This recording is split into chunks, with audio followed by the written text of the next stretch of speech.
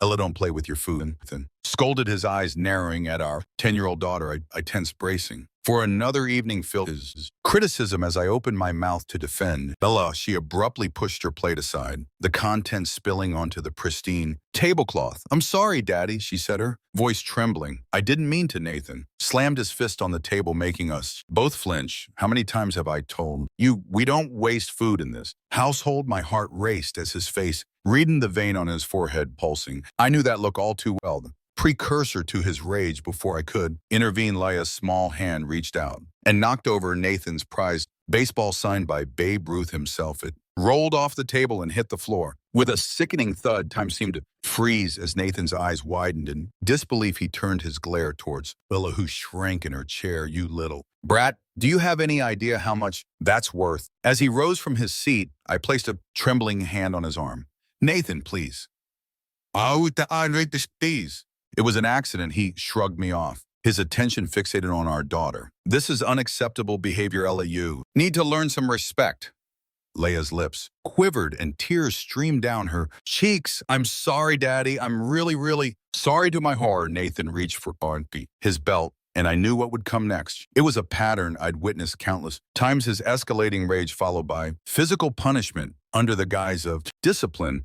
But this time something shifted in Lila's eyes. Her tears stopped, and she straightened her back, her gaze locking with Nathan's. "No, Daddy, I won't let you hurt Mommy anymore." My breath caught in my throat as Lila's words hung in the air like a heavy curtain lifting to reveal the ugly truth I'd been denying for years. Nathan froze, his face contorted in rage and confusion. "What did you say?" Ella turned to me, her expression mixture of determination and sorrow. "Mommy, I've seen the way he treats you. The yelling, the pushing, the bruises you try to hide. It's not right." My carefully constructed facade crumbled as tears spilled down my cheeks. All the times I'd made excuses, all the lies I'd told myself and others, they unraveled in that single heart-wrenching moment. Nathan's face drained of color as he stared at us, his mouth agape. For once, he was speechless, stripped of his control and power. In that surreal silence, I realized that my sweet, brave daughter had given me the strength I'd been lacking all these years, the strength to face the truth, protect her, and to break free from the cycle of abuse that had become my life. As I wrapped my arms around Ella, holding her close, I knew our lives would never be the same, but for the first time in a long time, I felt a glimmer of hope, a hope for a future free from fear and oppression. Future where love triumphed over violence. The shattered remains of Nathan's prized baseball lay scattered on the floor, fitting metaphor for the illusion that had just been destroyed. And in that moment, I vowed to never let anyone control or diminish me. Again, the aftermath of that fateful dinner was like a bomb going off in our household. The silence that followed Lila's revelation was deafening, broken only by the occasional clatter as Nathan paced back and forth, running his hands through his disheveled hair. "How dare you?" He seemed shooting daggers at Ella with his eyes. "How dare you disrespect me like this in my own home?" Ella flinched but held her ground. "I'm sorry, Daddy, but Sandy, I won't let you hurt Mommy anymore." Nathan whirled to face me, his face contorted with rage. "Is this true, Janelle? Have you been filling her head with lies about me?" I swallowed hard, my heart pounding in my chest. This was the moment I dreaded for years, the confrontation that could either set me free or trap me further in his web of control. "No, Nathan," I said, my voice surprisingly steady. "Lila's telling the truth. I can't pretend anymore." His eyes narrowed and he took a step towards me, his fists clenched at his sides. "Pretend you think this is some kind of game?" Before he could advance further, Leia stepped between us, her small frame trembling but her eyes blazing with determination. "Don't you touch her," Nathan recoiled as if struck, his expression a mix of disbelief and fury. "How dare you speak to me like that, you ungrateful the little brat? Don't call her that." "I will be," snapped, surprising even myself with the force of my words. Nathan's head whipped towards me, and for a moment I thought he might strike me, but something in my defiance seemed to give him pause. "This is your doing, Janelle," he hissed. "You've turned my own daughter against me." Shook my head, feeling a strange calm settle over me. "No, Nathan, I've done nothing but endure your rage and abuse for far too long. W.R. Lila's just the one brave enough to see the truth." His face reneged and he opened his mouth to roar. But I held up a hand, cutting him off. "I'm done, Nathan. I'm done living in fear, walking on eggshells around you, making excuses for your behavior. It stops now. A flicker of uncertainty crossed his features, and for the first time, I saw a crack in his armor of control. You can't be serious, he scoffed, but his words lacked their usual conviction. I've never been more serious in my life, I said, my voice steady and unwavering. Is this ends tonight? Nathan's gaze darted between Lila and me, and I could see the realization setting. In the years of manipulation in mine, games were unraveling before his very eyes. You'll regret this. He spat, his words laced with venom. You won't have a penny to your name. I'll make sure of it. I squared my shoulders, emboldened by a newfound strength I hadn't felt in years. I don't care about your money, no. I care about is getting away from you and your abuse. His eyes widened, and for a moment I thought he might strike out in desperation, but Lia's unwavering stance seemed to give him pause, and he simply shook his disbelief. Fine, he growled. Get out then. See how far you get without me. With those words, he turned on his heel and stormed out of the room, leaving Ella and me standing amidst the wreckage of our former lives. As I pulled my daughter into a tight embrace, tears of relief and determination streamed down my face. The facade had crumbled, and there was no turning back now. It was time to break free, no matter what it took in the days following my confrontation with Nathan. The atmosphere in our home was thick with tension. He would often storm out without a word, returning late at night, reeking of alcohol, and I tiptoed around him, never knowing when his dormant rage might erupt. It was during this tumultuous time that I reconnected with an old friend, Mariah. We had drifted apart after I married Nathan, his controlling nature slowly isolating me from my support system. But when I finally found the courage to open up to Mariah about the truth of my marriage, she was a pillar of strength. Janelle, you have to get out of there, she urged her, voice laced with concern over the video. Call what he's doing is abuse, plain and simple. I nodded, blinking back tears. No, but it's not that simple. Huns threatened to take everything from me if I leave, including Ella. Mariah's eyes hardened with resolve over my dead body. We'll find a way. Janelle, you and Ella deserve so much better than this. Her unwavering support was like a lifeline, giving me the courage to take the first tentative steps towards freedom. With Mariah's help, I began documenting every instance of Nathan's abuse, keeping a meticulous record of his outbursts, threats, and the rare but horrifying physical altercations. I started squirreling away what little money I could, opening a secret bank account in preparation for my eventual escape. Meanwhile, LA and I began subtly undermining Nathan's control in small ways. We would accidentally leave doors unlocked, misplace his belongings, question his decisions in front of others. It was a dangerous game, but one that slowly chipped away at his perceived dominance. What wrong with you two? He would rage, his face contorted in fury. Are you trying to make me look like a fool? Of course not, dear, I would reply, feigning innocence. We just a bit forgetful. Sometimes Ella would nod solemnly, her big eyes guessed Nathan would fume, his jaw clenched, but he could never quite catch us in an outright act of defiance. As the weeks passed, the tension in our home became a palpable force, like a gathering storm on the horizon. Nathan grew increasingly volatile, his temper igniting at the slightest provocation. It was during one of these outbursts that the final catalyst for our escape plan occurred. You ungrateful wretches, Nathan bellowed, slamming his fist on the table hard enough to make the dishes rattle. After everything I've done for you, this is how you repay me.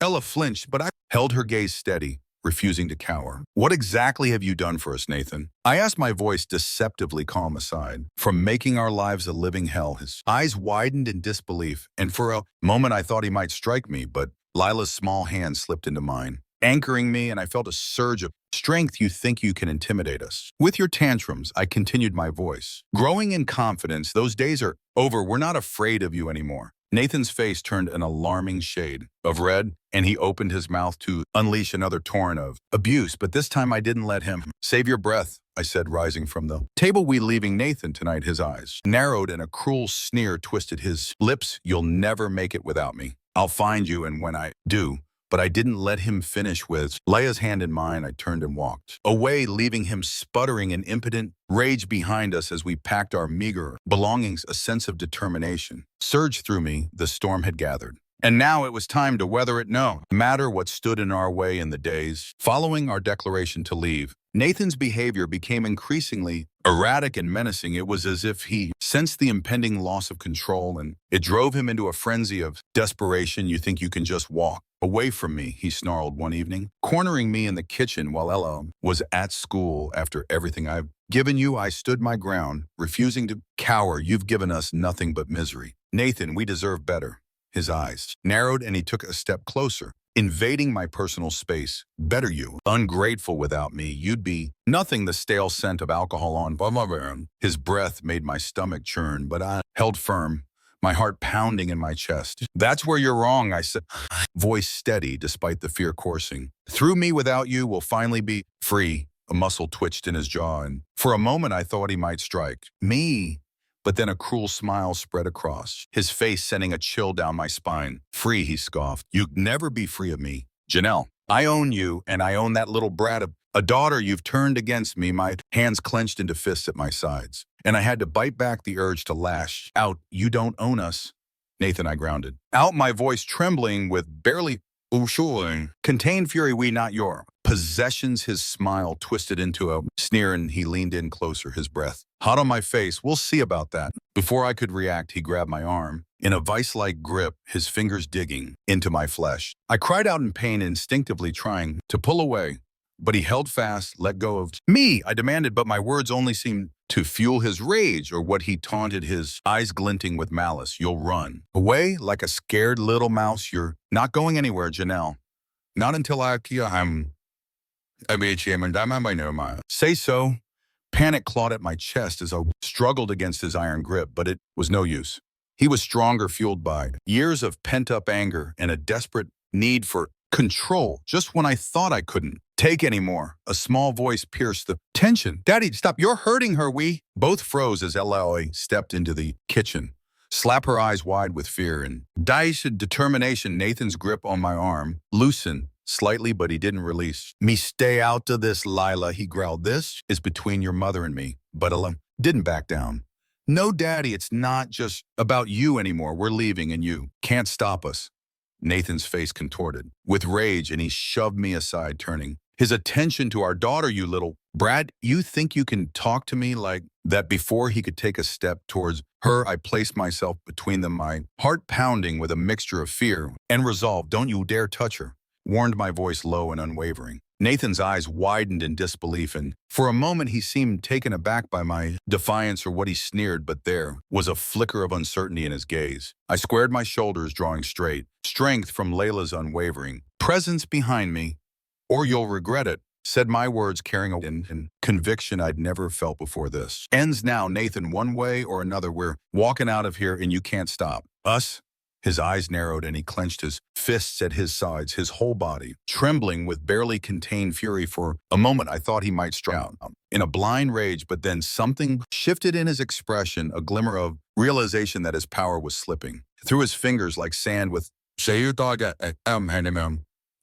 snarl of impotent rage, he turned and stormed out of the kitchen, leaving Ella and me standing together, our bonds stronger than ever. As I pulled my daughter into a fierce embrace, I knew that the tide had turned. Nathan's desperation had pushed us to our limits, and now there was no going back. The time for our escape had come in the aftermath of Nathan's explosive outburst. Ella and I huddled together, our hearts still racing from the confrontation. It was a harsh reminder that our plan to escape had to move forward, no matter the risks. As I held my daughter close, trying to soothe her trembling, a sudden knock at the door made us both jump. My blood ran cold, fearing it was Nathan to turn to unleash his fury once more.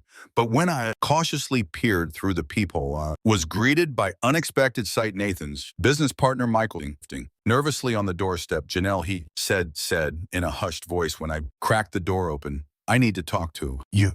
It's important. I hesitated, glancing back at L.A., who nodded in silent encouragement. With trembling hands, ushered Michael inside, my mind racing with possibilities once the door was closed. Michael didn't waste any time. Janelle, know what's been going on, he said, his voice laced with a mix of shame and determination. The way Nathan treats you, the way he rules through fear and intimidation, it's not right. My heart skipped a beat as I processed his words. Had our struggles been visible to outsiders all along?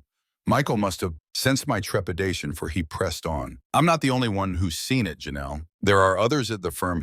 The truth about Nathan's behavior, both at home and at work, a flicker of hope ignited within me even as dread coiled in my stomach. If Nathan's colleagues were aware of his true nature, it could either be our salvation or our downfall. What do you mean? I asked, my voice barely above a whisper. Michael's gaze hardened. With resolve, we've been documenting his actions, gathering evidence of his unethical practice and abuse of power. It's only a matter of time where the truth comes out and he's held accountable.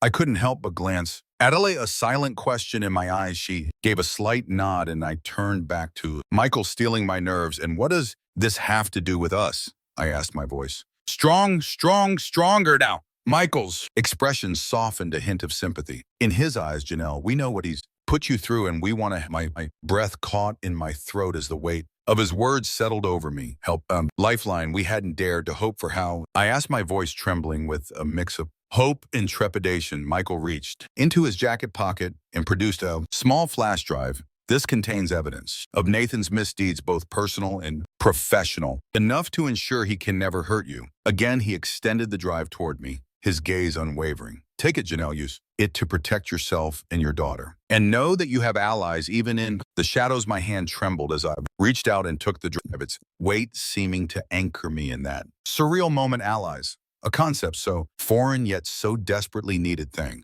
You, I whispered, my voice thick with emotion. I don't know what to say. Michael shook his head, a grim smile tugging at his lips. Don't thank me. Just promise me you'll use it to get away from him. For good. I nodded, resolute. Determination surging through me. Promise. As Michael turned to leave, he paused, his hand on the doorknob. One more thing, Janelle, be careful. Nathan is a dangerous man, and he'll stop at nothing to maintain his control. His words sent a chill down my spine, but I refused to let fear rule me any longer. We'll be ready, I said, my voice steeled with conviction. Michael gave a solemn nod and slipped out into the night, leaving Lila and me to ponder our newfound allies and the weight of the evidence now possessed. As I clutched the flash drive in my hand, I knew our escape plan had taken on a new urgency. The storm clouds were gathering, and this time we wouldn't be facing them alone. The weight of Michael's evidence, combined with the knowledge that we had allies working behind the scenes, lent a newfound sense of urgency to our escape plan. And I knew we had to move quickly before Nathan caught wind of the growing storm swirling around him. In the days that followed, we worked tirelessly, gathering what meager belongings we could carry and stockpiling supplies for our journey. Our journey, Mariah remained our unwavering support, providing us with a safe haven to flee to once the time was right. Are you sure about this, Janelle? She asked one night, her voice hushed over the video call. Once you leave, there's no going back. I glanced at Ella, who was studiously packing her backpack with the essentials we'd need. Her eyes met mine, shining with a determination far beyond her ears. I'm sure, I said, turning back to Mariah with a resolute nod. We can't live like this anymore. It's time to break free, no matter what it takes. Mariah's expression softened at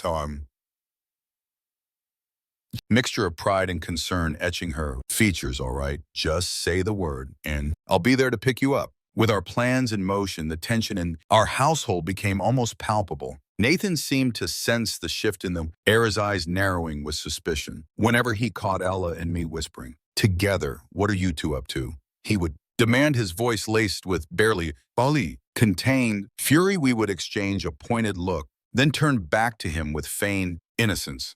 Nothing, dear. Just talking about school. His jaw would clench and his nostrils would flare, but he could never quite catch us in the act of our preparations. Finally, the night of our escape arrived. Nathan had stormed off after another explosive argument, leaving us a narrow window of opportunity to slip away undetected. Are you ready? Asked Ella, my heart pounding in my chest. As we gathered our meager belongings, she nodded, her small face set in a mask of determination that both broke and swelled my heart. Ready, Mom. With trembling hands, I dialed Mariah's number, the burner feeling like a lifeline in my grasp. It's time, I whispered when she answered, my voice thick with a mix of fear and exhilaration. I'm on my way. Mariah responded, her voice steady and reassuring. Stay strong, Janelle. Help is coming. As we waited for Mariah's arrival, every creak and groan of the old house seemed amplified, setting my nerves on edge. What if Nathan returned early? What if he caught us before we could escape? But then a familiar car pulled up outside, and Lila's small hand slipped into mine, anchoring me in the moment. Letungo, Mom, she said, her voice trembling, but her eyes shining with determination. With a deep breath, I shouldered our meager belongings and followed my daughter out into the night, leaving behind the prison of our former life. As we slipped into Mariah's waiting car, I couldn't help but glance back at the house one last time. The curtains in Nathan's study fluttered, and for a fleeting moment, I thought I saw his silhouette in the window. Watching our escape, a shiver ran down my spine, but I refused to let fear take hold. Not this time. Drive, I said, my voice firm and unwavering. Mariah didn't need to be told twice. With a sharp nod, she peeled away from the curb, whisking us into the night and towards an uncertain future, but one that was ours to shape. Free from Nathan's oppressive shadow as the miles stretched between us and our former prison, I felt a weight lift from my shoulders, replaced by a sense of exhilaration and newfound determination. We were free, and nothing, not even Nathan's wrath, ever shackle us again. In the weeks following our daring escape, Lila and I found ourselves constantly looking over our shoulders, half expecting Nathan to appear and drag us back into his web of control and abuse. But as the days turned into weeks and we settled into our new life with Mariah's support, the constant fear gradually gave way to a sense of cautious hope. It was during this transition that the first cracks in Nathan's carefully constructed facade began to show. Whispers of his unethical business practices and abusive behavior started to circulate, fueled by the anonymous leaks of evidence from his former colleagues. At first, the rumor were little more than idle gossip, easily dismissed by Nathan's legal team and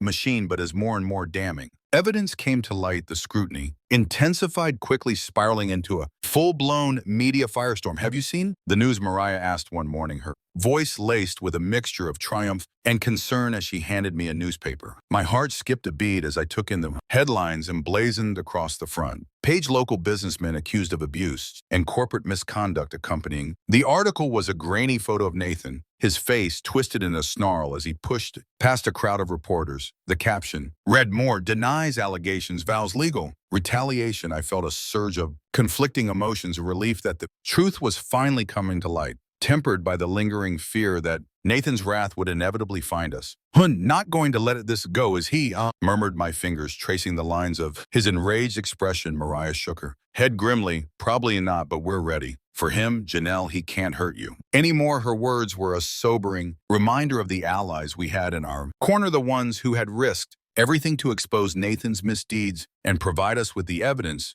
we needed to protect ourselves. As the days wore on, the media frenzy around Nathan's scandals only intensified. Reporters camped outside his office and home, shouting questions and snapping photos as he tried in vain to maintain his crumbling facade of control. No comment, he would snarl, pushing his way through the throngs of journalists, his face contorted with fury. But the leaks kept coming, each new revelation more damning than the last, evidence of financial misdeeds, sexual misconduct, allegations, and even whispers of criminal activity. It was as if a flood gate had been opened and Nathan's carefully curated image was being washed away by the torrent of truth. Through it all, LLA and I watched from the safety of our new home, a strange sense of karmic justice washing over us as we witnessed Nathan's downfall unfold. He deserves it, doesn't he, Mom? Ella asked one evening, her eyes glued to the news coverage of yet another damaging expose. I hesitated, torn between the desire for retribution and the lingering fear that Nathan's reach might still extend beyond our grasp.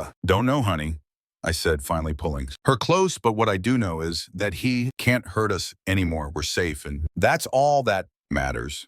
Lila nodded, her brow furrowed as she considered my words. Then a small smile tugged at the corners of her mouth. I'm glad he's getting what he deserves, she said, her voice laced with a conviction far beyond her years. After everything he did to us, it's only fair. As I looked into her eyes, shining with a newfound strength and resilience, couldn't help but feel a swell of pride. My daughter, once so small and vulnerable, in the face of Nathan's rage had emerged. As a fierce warrior, her spirit unbroken. By the trials we'd endured, and in that moment I knew that no matter what the future held, we would face it together. Stronger, wiser, and forever free from the shackles of Nathan's oppression. His empire might crumble, his reputation lie in tatters, but we had something far more precious, our freedom, our dignity, and oh, I got that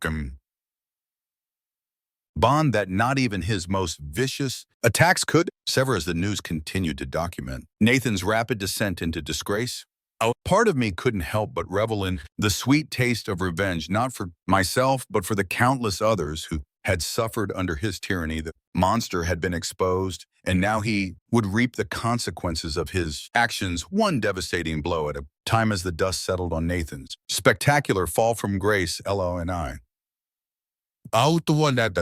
found ourselves standing at a crossroads, faced with the daunting task of rebuilding our lives from the ashes of our former existence. Where do we go from here, Mom? Below asked one evening as we sat together. The flickering glow of the TV illuminating her pensive expression, I exhaled slowly pondering her question. For so long, our world had revolved around survival, dodging Nathan's fury, plotting our escape, clinging to the hope of freedom. But now that we had achieved that elusive goal, the path forward seemed simultaneously daunting and exhilarating. Anywhere we want, honey, I said, finally reaching out to tuck a stray strand of hair behind her ear. The world is ours now. A small smile tugged at the corners of Lila's mouth, and I saw a glimmer of the carefree child she had once been before. The weight of Nathan's oppression had stolen her innocence. I like the sound of that, she murmured, her eyes sparkling with newfound hope. In the weeks that followed, Lila and I made the difficult decision to leave our temporary sanctuary with Mariah and strike out on our own. As much as we were grateful for her unwavering support, we both felt the need to forge our own path, free from the lingering shadows of our past. With the help of the events provided by Nathan's former colleagues, I was able to secure a modest settlement from his rapidly crumbling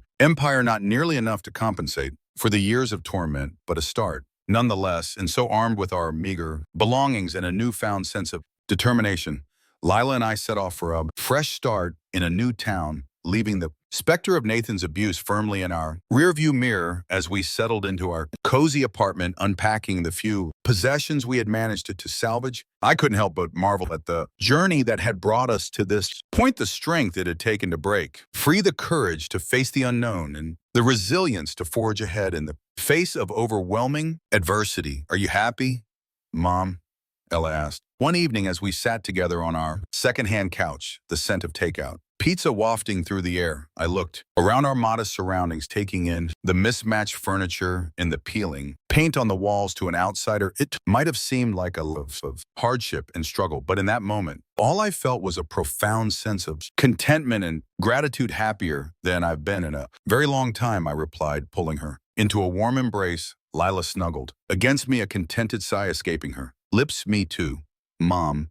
Me too. In the months that followed, Nathan's name faded from the headlines, his misdeeds and scandals replaced by the next sensational story du jour. But for us, his legacy lived on in the scars we bore, both physical and emotional, and the hard-won lessons we had etched into our souls. I would be lying if I said his shadow didn't linger, casting occasional doubts and fears across our newfound peace. But each time those whispers of the past threatened to overwhelm us, we would draw strength from the bond we had forged in the fires of our struggle. We were survivors, warriors, and above all, a family united by unbreaking, able love that had carried us through the darkest of storms. And as I watched Ella blossom into a confident, compassionate young woman, her laughter ringing through our little knew that our story was one of triumph over adversity, a testament to the indomitable spirit that had guided us to freedom. Nathan's reign of terror was over, his power and influence reduced to ashes, but from those ashes we had risen like a phoenix, our wings spread wide as we soared towards a future of our own making. And in that moment, I knew that no matter what challenges lay ahead, we would face them together, unbroken, unstoppable, and forever free.